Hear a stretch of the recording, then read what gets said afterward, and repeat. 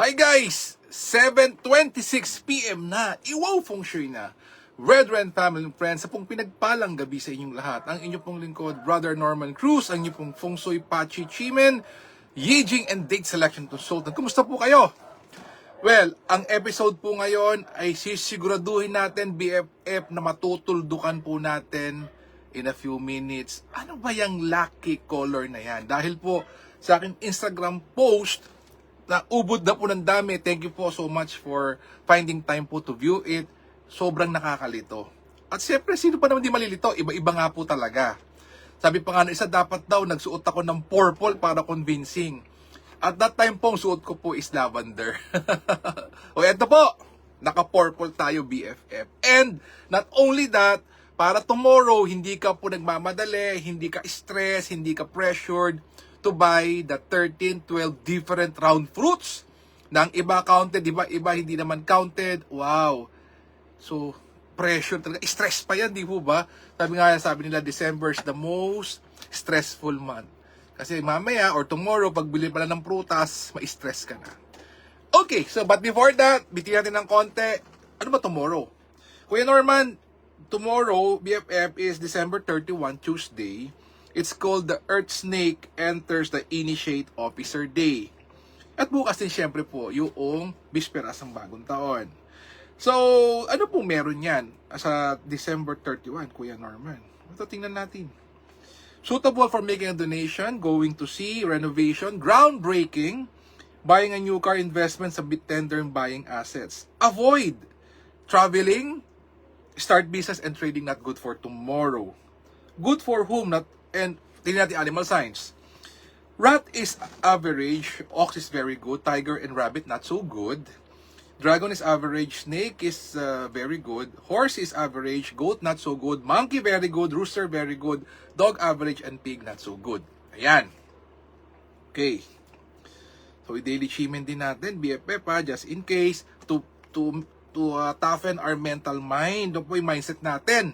To prepare for things to come, syempre po. Let's paghandaan natin yan. Preparation is the key. So, tomorrow, starts at 11 p.m. later. Anything to do with opportunities here and abroad, talikod ka sa southwest. Game changer and good health, talikod sa west. Anything to do with finances, talikod sa northwest. For wisdom, backing to north. Heart-to-heart talk po naman is backing to northeast. Ayan. Okay. Now, number one. Nabanggit ko po sa isa ko pong previous ko pong sharing that iba po yung lucky color for the color of the year. And sa Instagram post ko po, I have shared that purple is the lucky color for 2025. Okay. Now, balikan natin how it came about. Balikan natin ang Pachi or yung 4 pillars of destiny, being there the month, the year, the day, and the hour of February 3, 10:22 p.m. At ang day master po doon is a water day master. Water. So from there, makikita na po natin yung hierarchy of elements. Sino bang number 1, number 2, number 3, and 4, and 5. And what does it represents? Okay. Now, most often than not, BFF, bakit po ba nagpapa-feng shui? Of course, para walang mga gugulat, walang mga biglaan. And of course, financially, we want to improve po. Di po ba? Kaya po, alam niyo po, sa mga kliyente ko, usually, pag tinanong, kumusta po ang 2024 mo? Ang ganda, Norman, kasi, di ba? Ito yung aking kinita. These are the things that I had. Bagong sasakyan, bagong bahay. So, yun po talaga, well, sa tagal ko na po dito, it's really the wealth aspect or the finances, whether it improve or not, yun talaga po nagiging sukatan. Yun po talaga, what I mean, whether we like it or not, yung nagiging sukatan po, finances, pera, wealth, yun po. So, nangyari po ngayon, because the day master is water, the wealth element of water, it controls fire element. So, fire element is the wealth element of 2025. At ang fire element po is being represented by red, orange, pink, violet. And violet po, kasama po si purple. So, wealth element po siya. Now, don't again stress yourself. If you will be wearing blue, it's friends element. For harmony yan, that's blue. If you will be wearing green, at sabi iba, ba't sabi iba green? Green naman po is an output element. It's there to display your skills, your talents, and abilities. That's the color green. Yun naman pong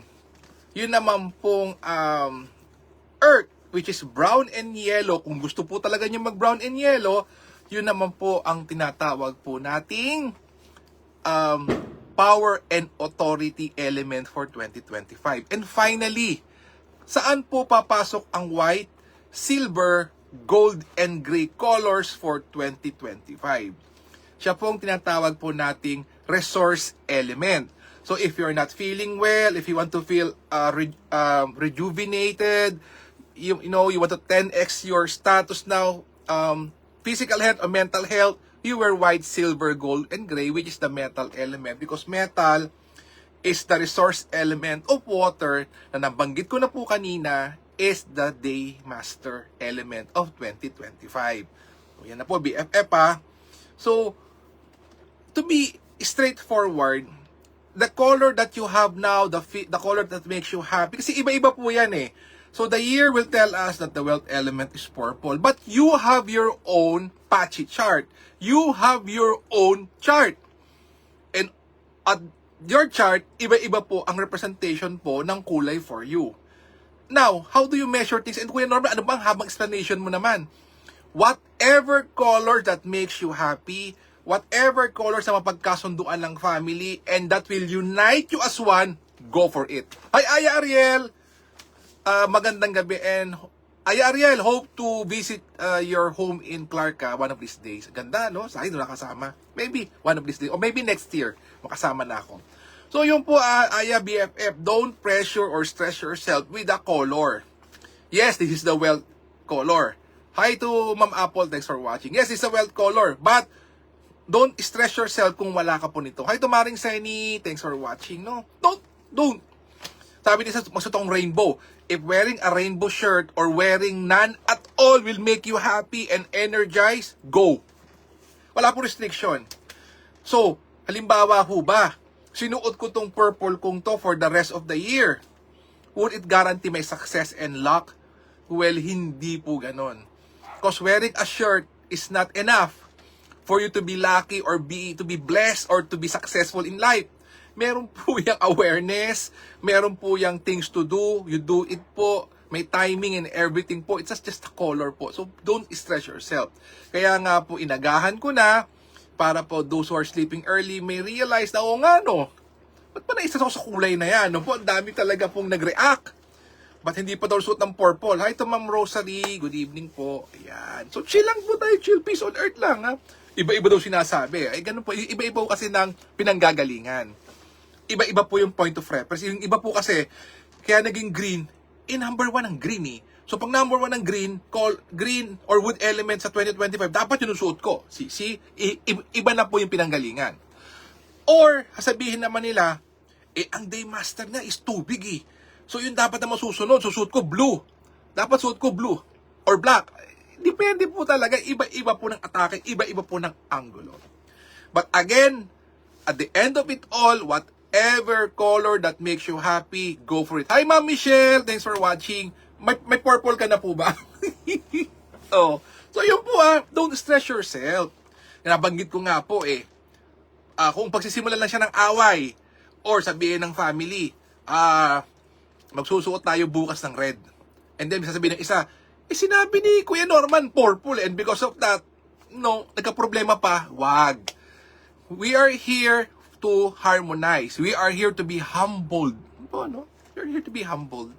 And when we feel good about ourselves, when we feel happy, di po ba, that's where we create miracles po. Of course, with the one upstairs. So don't pressure yourself with that. Okay? So hopefully, sana po, natuldukan na natin ang lucky colors and what it represents. So this purple represents wealth. The green po represents your talent skills. Ay, Kuyang Melvin, kumusta ka po? How are you, Kuyang Melvin? Aya Melvin, ha? Our prayers is for you po. Magandang gabi sa iyo, Kuya Melvin. hope nakakatulong po itong program natin in its own little way.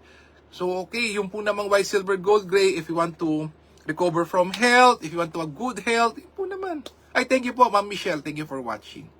Opo. So, don't stress yourself. Kulay lang po yan. Huwag natin pag-awayan.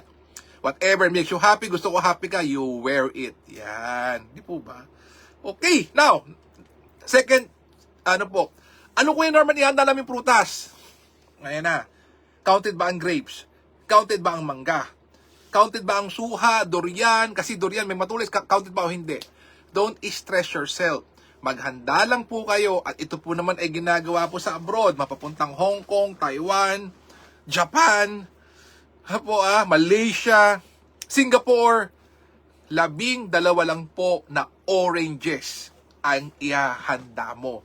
Huwag mo nang i-pressure sarili mo na bumili pa ng 12, ng 13 iba't ibang round fruits na God knows kung anong ang counted at ano ang hindi counted na sa bilog na yan. Don't.